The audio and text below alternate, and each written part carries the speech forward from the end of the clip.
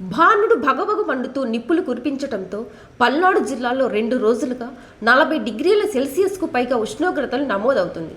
నర్సరావుపేట పట్టణంలో ఎండ తీవ్రతకు ప్రజలు అల్లాడిపోతున్నారు. ఎండ తీవ్రతకు గ్రామాల నుంచి వేరే ప్రాంతాల నుంచి వచ్చే ప్రజలు ముఖాలకు మాస్కులు ధరించి పట్టణాలకు చేరుకుంటున్నారు. అధిక ఉష్ణోగ్రతలు, అకాల వర్షాలకు ప్రజలు అప్రమత్తంగా ఉండాలని ప్రభుత్వ వైద్యులు డాక్టర్ అంకినేని ప్రసాద్ వడదెబ్బ తగిలినప్పుడు ఎలాంటి జాగ్రత్తలు తీసుకోవాలో రాఖీ మీడియాకు తెలిపారు. ప్రజలందరికీ ముందు నమస్కారం.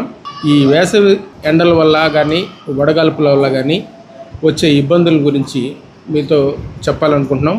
తీసుకోవాల్సిన జాగ్రత్తల గురించి మీరు గమనించండి. ముఖ్యంగా 40 డిగ్రీల సెంటీగ్రేడ్ కంటే టెంపరేచర్ బయట ఎండగా పెరుగుతుంది అనుకున్నప్పుడు మనకు తెలిసిపోతూ ఉంటుంది. సో అప్పుడు అట్లా పని లేకుండా కానీ ఎక్కువ పనిలో కానీ మనం ఏం చేస్తున్నాం, ఆ టైంలో ఎండలోనే తిరగటం వల్ల మన బాడీ టెంపరేచరు 104 కంటే ఎక్కువగా వెళ్ళినప్పుడు కొన్ని ఇబ్బందులు పడాల్సి వస్తుంది. దానిలో ముఖ్యంగా చర్మం పొడిబారిపోవటం, తల తిరగటం, తలనొప్పి రావటం, స్పృహ కొంచెం చైతన్యం తగ్గటం, బీపీ డౌన్ అవటం, ఎలక్ట్రోలైట్ ఇంబ్యాలెన్స్ రావటం, తర్వాత నాడీ వ్యవస్థ కొన్ని ఇబ్బందులు రావటం, ఇవి అనుకోకుండా కొంచెం విపరీత పరిస్థితులకు దారితీసే అవకాశం ఉంది. అందుకని ఈ లక్షణాలు ఏమైనా గమనించినప్పుడు వెంటనే చల్లటి ప్రదేశానికి వెళ్ళి ముందు బట్టలు కొంచెం లూజుగా లేదంటే కొంచెం తీసేసి కోల్డ్ స్పాంజింగ్, ఐస్ కానీ లేకపోతే నీళ్లతో కానీ పైన కోల్డ్ స్పాంజింగ్ లాగా చేస్తే కొంచెం చల్లబడుతుంది. అలానే ఎలక్ట్రోలైట్ ఇంబ్యాలెన్స్ని ఫ్లూయిడ్స్ పెట్టుకోవచ్చు.